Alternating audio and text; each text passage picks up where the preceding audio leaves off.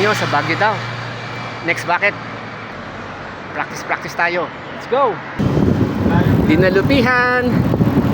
So nag-take off kami dun sa Olongapo ng 5 o'clock. Madilim pa kanina. Ngayon dito kami inabot ng liwanag.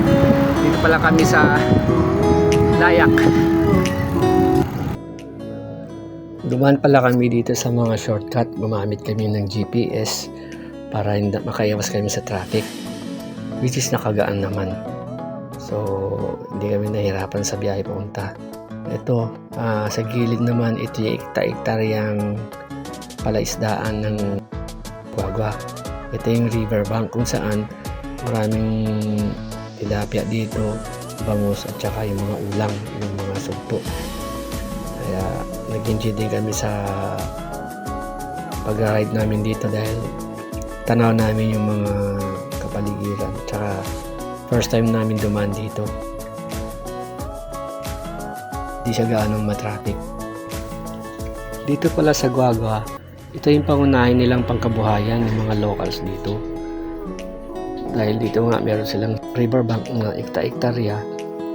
Nakakapag-produce sila rito ng tilapia, bangus, at saka ulang, at meron din mga alimango. Kaya tataka kami, napakalaking ilog tong binaybay namin. Tsaka tong ilog na to pala ay galing sa dagat.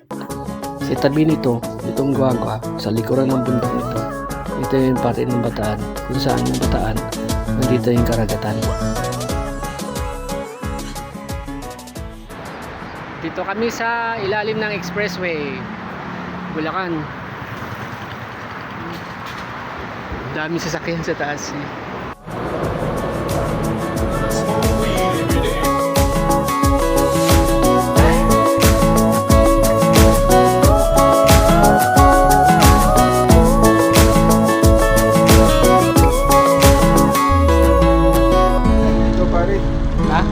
Si Kayo.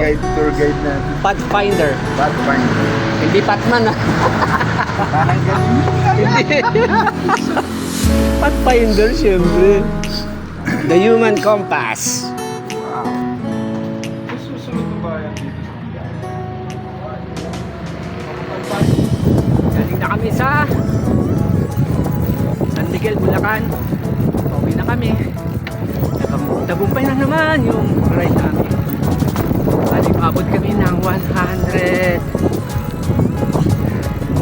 kilometers papunta, tapos going back another 100. So sa kompleto abutin ng 200 kilometers. Woo!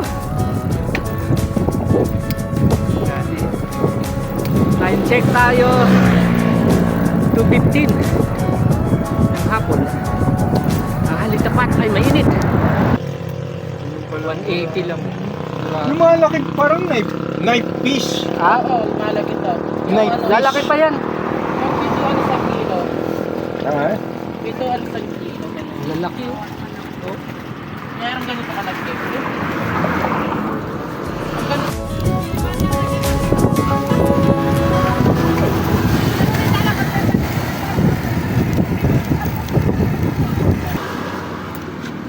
Cheers.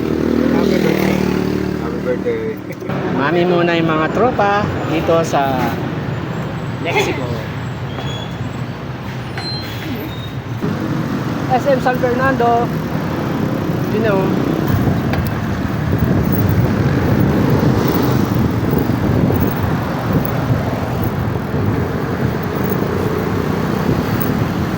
Dito namin nabuo yung 137 kilometers mula Olongapo, Bulacan to San Fernando. At dahil naginabi na kami, kailangan na namin gumamit ng mahiwagang technique. Kaya hanggang dito na lang kami sa may station ng Victory Liner. Mag-like lang po kayo, subscribe kayo sa channel ko.